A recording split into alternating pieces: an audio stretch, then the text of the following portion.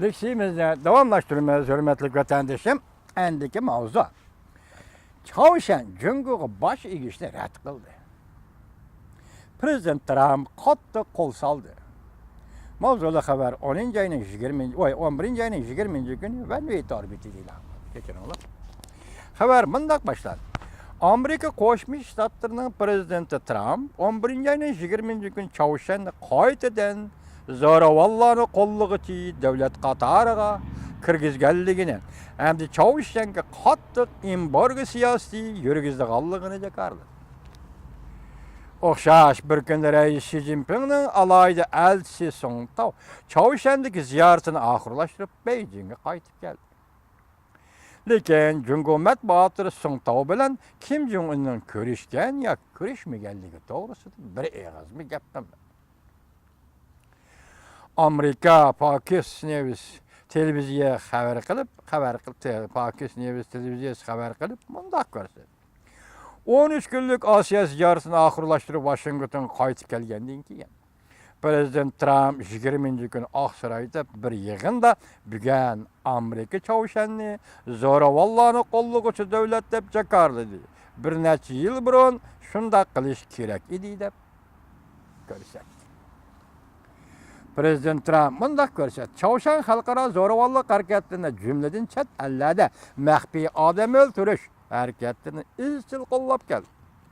Prezident Trump Amerikalik o'quvchi Vambrining vafot bo'lish sabablarini tilga olib, bu o'quvchi Çavuşanda nazarband qilinib, usiz holatda Amerikaga elib kelindi va bir haftadan keyin vafot bo'ldi deb ko'rsatdi. Undan boshqa Prezident Trump Birlashgan Davlatlar Tashkilotining umumiy yig'inida mush yil 9-oyda ochiq oshkora tanqidlab, bu yil 2-oyda Çavuşan Kim Jong Un siyosiy hokimiyati Malayziyada o'z oila jamiyati Kim Jong Unni maxfiy o'ldirdi deb ko'rsatgan. 9-oyda Birlashgan Davlatlar Tashkilotining umumiy yig'inida Prezident Trump shunday ko'rsatdi. Prezident Trump to'liqlab bundoq ko'rsatdi. Çavuşanni zo'ravonlarni qo'llovchi davlatlar qatoriga kirgizganlik Çavuşan bu qotillar hokimiyatiga eng yuqori bosim ishlatganligimizdir. Demak, bu yerda Çavuşanni hozir Prezident Trump orliqdan deb so'zliqlikda raketa odam dedi Kim Jong Unni. Endilikda hozir Çavuşan qotillar hokimiyati. Bu gaplar ig'irlashib kelyapti deb vatandosh. Sobiq prezident George Bush hukumati 2008-yili Çavuşanni zo'ravonlarni qo'llovchi davlat qatoridan chiqarib tashlagandan beri Amerikaning Çavuşanni yana bir qatim, mush qatim qora tizimlikka kirgizganligi bo'lib hisoblanadi. Amerika Qo'shma Shtatlari 1987-yili Çavuşanni zo'ravonlarni qo'llovchi davlat qatoriga kirgizgan. Bundan burun Çavuşan Koreyaning birdan yo'lovchilar aeroplanini portlatib, 100 nafar yo'lovchini o'ldirgan. Prezident Trump bunday ko'rsatdi. Amerika Qo'shma Shtatlari Moliya ministrligi Çavuşanga qattiq embargo siyosati yo'l qo'ydi. Bu ish oldimizdagi 2 hafta ichida yo'lga qo'yildi. Demak, Çavuşanga endi yana qattiq iqtisod embargo siyosati yurgizishni Prezident Trump Oqsaroyda jakarlayapti. Kishilar bunday hisobladi. Prezident Trumpning bu qarorni chiqarishi Jungo tarafning alayida vakili Song Taoning Çavuşanni ziyorat qilish natijasiga munosabatlik. Yoki natijasiz qaytdi. Shunga Prezident Trump Çavuşanga bunday siyosat belgiladi. Prezident Trump Osiyo ziyoratini oxirlashtirgandan keyin Jungo taraf Rais Xi Jinpingning alayida vakili Song Taoni Çavuşanga ziyoratga borgan. Mesela Prezident Trump 8-9 kunlar Beijingda ziyoratda bo'ldi. Qaytib Washingtonga kelgandan keyin Rais Xi Jinping vakili Song Taoni Çavuşanga ziyoratga borgan.